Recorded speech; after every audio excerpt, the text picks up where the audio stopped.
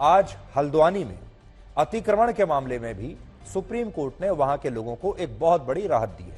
Supreme court ने कहा है कि जिन 50,000 लोगों ने रेलवे की जमीन पर अवैध कब्जा किया हुआ है, उन्हें रातों रात सरकार इस तरह से उनके घरों से नहीं निकाल सकती। हमारे देश में इस अतिक्रमण को एक धार्मिक रंग भी दे दिया गया और वहां हो रहे विरोध प्रदर्शन को बिल्कुल शाहीन बाग जैसा बना दिया गया। आज हम आपको यह बताएंगे कि उत्तराखंड की देवभूमि पर यह अतिक्रमण कैसे हुआ और कैसे लोगों ने इसे कबूल कर लिया, प्रशासन ने कबूल कर लिया, सरकारों ने इसे कबूल कर लिया।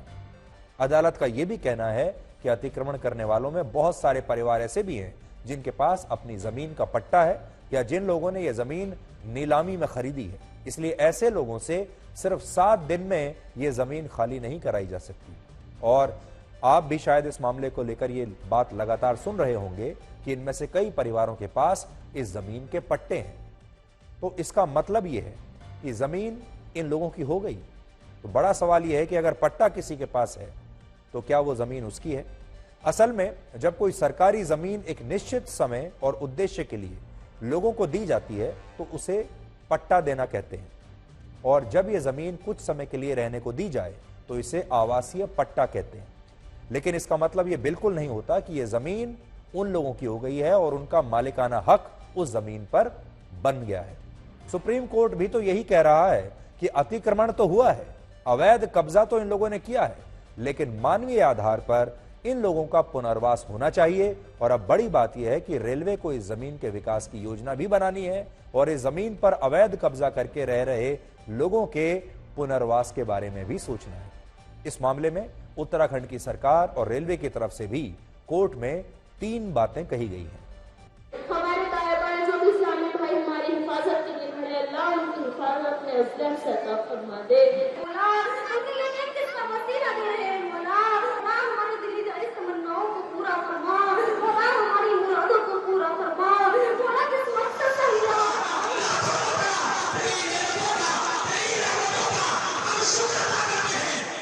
इस पर हमारा पहले से ही ये मानना था कि क्योंकि न्यायालय का मामला है, न्यायालय जो भी आदेश करता उसके साथ हमारी सरकार उस पर आगे कार्रवाई करती, आगे काम करती। हम न्यायालय के रुख पर ही थे, न्यायालय जो भी आदेश करेगा वो हमेशा हमें मान्य होगा। आज भी हमारी आंखों में खुशबू की आंसू है। हम शुक्रिया करते हैं सुप्रीम कोर्ट का भी और उस मीडिया का जिसने सच दिखाया। इंशाअल्लाह ताला इसके लिए आगे भी कोशिश जारी रहेगी। जहां दुआओं का मामला है तो दुआएं भी होती रहेंगी और जहां कानूनी तौर पर लड़ने का मामला है तो इंशाअल्लाह वो भी जारी रहेगा। ऐसा नहीं है कि इश्ते आने से हम ये सोच ले कि ये कोई इलाज है, क्योंकि ये कोई सोल्यूशन नहीं है। ये हमारी सबकी और इन परेशान हाल लोगों की दुआओं का करिश्मा है कि अल्लाह ने हमारी सुन ली और ये बेमिसाल अल्लाह ने फैसला हमारे हक में अता फरमा दिया। सबसे इम्पोर्टेंट ये था कि जो भी हाईकोर्ट का डिसीजन था वो एक तरफा था, उस पर सुप्रीम कोर्ट ने स्टे लगाया है। और जैसे आपने कहा ऑब्जर्वेशन जो बहुत इंपॉर्टेंट थी, आज सुप्रीम कोर्ट ने इन लोगों को फिर से दूसरा को लैंड देने के लिए, पुनर्स्थापना के लिए बात करी है। हल्द्वानी के जिस इलाके में रेलवे की जमीन पर यह अवैध कब्जा है, उस इलाके को बनभूलपुरा कहते हैं और रेलवे का कहना है कि यहां उसकी कुल मिलाकर 78 एकड़ जमीन है और बाजार के हिसाब से इस जमीन की कुल कीमत लगती है लगभग 700 करोड़ रुपए। 700 करोड़ रुपए की जमीन है और आप देख लीजिए तस्वीरों में कितनी बड़ी बड़ी बिल्डिंग्स बन चुकी हैं। और इसके अलावा इस क्षेत्र में 4,500 परिवार रहते हैं। यहां 4 सरकारी स्कूल हैं, 11 प्राइवेट स्कूल हैं, 2 बैंक हैं, पानी के 2 सरकारी टैंक हैं और 10 से ज्यादा यहां पर मस्जिद हैं और 2 मंदिर भी इस इलाके में हैं। अब सोचिए ये सब कुछ कैसे बना होगा। हम चाहते हैं कि रेलवे का भी काम हो जाए। अगर रेलवे को जगह की जरूरत है तो उनकी जगह कैसे उनको मिल सकती है वो आप तय करिए, और जो लोग वहां रहते रहे उनको आप यकीनन उनके लिए कोई रिहैबिलिटेशन का कोई ऐसा प्लान लाइए जो हम उससे मुतमईन हो जाएं, हम संतुष्ट हो जाएं। यदि डिमोलिशन होगा, 52,000 लोग सड़कों पर आएंगे तो हमारे राज्य का जो मानवीय चेहरा है उस पर दाग लगेगा। हम चिंतित इस बात को लेकर के थे कि हमारा ये शांत प्रदेश लोगों की चीखों से गूंजेगा और एक अशांति फैलेगी। सुप्रीम कोर्ट ने इस मानवीय पक्ष को समझा और उन्होंने तोड़फोड़ की कार्रवाई जो नोटिस आदि उस सब पर रोक लगा दी और राज्य सरकार से कहा है कि इस समस्या का समाधान निकाल कर लाओ।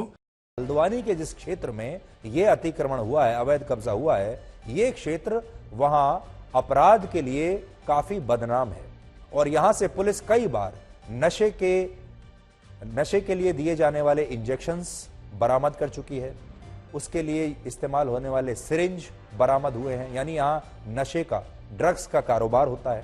प्रतिबंधित दवाइयां यहां पर पकड़ी गई हैं, अवैध शराब यहां पर पकड़ी गई है, चोरी और लूट के मामलों में यहां पर बड़ी बड़ी कार्रवाई इससे पहले भी हो चुकी है, दंगे फसाद हो चुके हैं, हिंसा यहां पर हो चुकी है।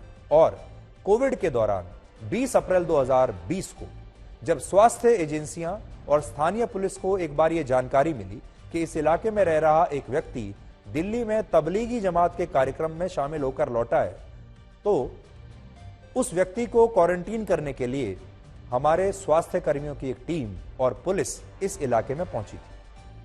और यह वही इलाका है जहां इसका विरोध हुआ और तब यहां रहने वाले लोगों ने स्वास्थ्य कर्मियों पर, डॉक्टरों पर और पुलिस पर जबरदस्त पत्थरबाजी की थी और उन्हें वहां से भगा दिया था। वो तस्वीरें भी हम आपको आज दिखा रहे हैं। आज यहां एक बड़ा सवाल यह भी है कि आखिर ये कैसे तय होगा कि किस जमीन पर अतिक्रमण के खिलाफ कार्रवाई हो सकती है और किस जमीन पर नहीं हो सकती। उदाहरण के लिए दिसंबर 2021 में सुप्रीम कोर्ट ने अपने ही एक फैसले में दुख जताते हुए यह कहा था कि आज भारत के ज्यादातर बड़े शहर किसी झुग्गी बस्ती में तब्दील हो चुके हैं। और यह कहानी आज से नहीं बल्कि 75 वर्षों से हमारे देश में ऐसे ही चली आ रही है। अब तो हमें इसकी आदत पड़ चुकी है, हम इसे कबूल कर चुके हैं और इस अवैध कब्जे को अब रोकने की बहुत ही सख्त जरूरत है। और उस समय अदालत ने भी यह कहा था कि हमारे देश में रेलवे की जिस जमीन पर अतिक्रमण है उसे तुरंत प्रभाव से खाली कराने की कार्रवाई शुरू होनी चाहिए और सरकारों को ऐसे अफसरों के खिलाफ एक्शन लेना चाहिए जिन्होंने इन जमीनों पर अवैध कब्जे होने दिए। यह सुप्रीम कोर्ट का फैसला है 2021 का। आज मैं आपको बड़ी स्क्रीन पर कुछ आंकड़े दिखाऊंगा और वो आंकड़े देखकर आप चौंक जाएंगे, परेशान हो जाएंगे। और आप देखिए वो आंकड़े क्या कहते हैं। उन आंकड़ों को जब आप देखेंगे तो आपको पता चलेगा कि ये जो अवैध कब्जा है ये कैंसर की तरह हमारे देश में फैल गया है। इस समय भारत में वन विभाग की 9,07,000 एकड़ जमीन पर अवैध कब्जा है। 9,07,000 एकड़ जमीन सिर्फ वन विभाग की है जिस पर कब्जा हो चुका है। यह जमीन इतनी है कि इसमें दिल्ली जैसे 3 शहर बन सकते हैं, दिल्ली जैसे 3 शहर और मॉरिशस जैसा एक पूरा की पूरा देश इसमें से निकल आएगा। इसी तरह भारत में जो डिफेंस लैंड है, यानी जो जमीन रक्षा मंत्रालय की है, जो military stations, air force stations, naval base, DRDO की लैब्स या फायरिंग रेंज के लिए आरक्षित की गई है, उसमें भी 9,375 एकड़ जमीन पर आज लोगों का अवैध कब्जा हो चुका है। यानी जो रक्षा भूमि है वो भी हमारे हाथ से निकल चुकी है। हम पीओके को आजाद कराने की बात तो करते हैं, हम कहते हैं कि हम अपनी सेना को भेजेंगे पीओके को आजाद कराने के लिए, लेकिन अभी तो हमारी सेना को अपनी ही जमीन को आजाद कराना मुश्किल हो रहा है अपने ही देश में। यानी हमारे देश के लोगों ने जंगल की जमीन पर भी अवैध कब्जा किया हुआ है और सेना की जमीन पर भी अतिक्रमण किया हुआ है और रेलवे की जमीन पर तो हमारे देश में सबसे पहले कब्जा किया जाता है। और सिर्फ हल्द्वानी में नहीं, पूरे देश में इस समय भारत में रेलवे की लगभग 2000 एकड़ जमीन पर लोगों का अवैध कब्जा है। 2000 एकड़। और यह वो जमीन है जिसका रिकॉर्ड रेलवे के पास है। रेलवे की बहुत सारी संपत्ति और जमीन आज भी ऐसी है जिस पर झुग्गियां बनी हुई हैं, बस्तियां बनी हुई हैं और इनमें लोग कई कई वर्षों से और दशकों से रह रहे हैं और अब उन्हें कोई हटा नहीं सकता। बड़े बड़े शहरों की दीवारों पर एक बोर्ड या एक पोस्टर जरूर देखा होगा, दीवारों पर अक्सर एक लिखा रहता है कि यहां पेशाब करना मना है। इस तरह का आपने दीवारों पर ये जो सेंटेंस है ये आपने अक्सर हमारे देश में लिखा हुआ देखा होगा। लेकिन जल्द ही हो सकता है आपको फ्लाइट के अंदर भी सीटों पर इस तरह के स्लोगन मिल सकते हैं पढ़ने को, जिन पर लिखा होगा कि इस सीट पर पेशाब करना मना है। क्योंकि एयर इंडिया की न्यूयॉर्क से दिल्ली आने वाली फ्लाइट में एक पैसेंजर ने, एक यात्री ने शराब के नशे में, यह था 45 साल का एक आदमी जिसने 70 वर्ष की एक बुजुर्ग महिला यात्री के ऊपर पेशाब कर दिया, जो उसकी बगल में बैठी थी। उस व्यक्ति का नाम है शंकर मिश्रा। आपको याद रख लेना चाहिए इस व्यक्ति का नाम। इसका नाम है शंकर मिश्रा। ये फिलहाल फरार है। शंकर मिश्रा की इस तस्वीर को आप गौर से देख लीजिए। इसकी उम्र 40 से 45 वर्ष के बीच है। ये मुंबई के मीरा रोड का निवासी है और मिश्रा जी एक मल्टीनेशनल फाइनेंशियल कंपनी में काम करते हैं, वाइस प्रेसिडेंट के पद पर हैं। और मैं जोर देकर इस व्यक्ति का नाम, पता और पहचान इसलिए आपको बता रहा हूं क्योंकि आरोपी शंकर मिश्रा फरार है और इस तरह के लोगों को देश के सामने जरूर एक्सपोज करना चाहिए। और आखिर में जैन समाज के लिए आज एक बड़ी खुशखबरी हम लेकर आए हैं।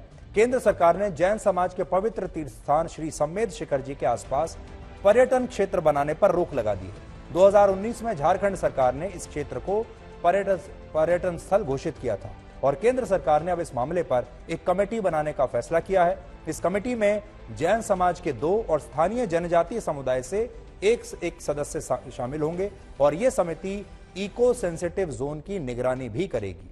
आपने देखा होगा कई दिनों से जैन समाज के लोग सम्मेद शिखर को पर्यटन स्थल बनाए जाने का लगातार विरोध कर रहे थे। देश भर में इसे लेकर बहुत विरोध प्रदर्शन चल रहे थे। जैन मुनि सुज्ञेय सागर जी महाराज ने पर्यटन स्थल के विरोध में 10 दिन का आमरण अनशन किया था और अपने प्राण त्याग दिए थे।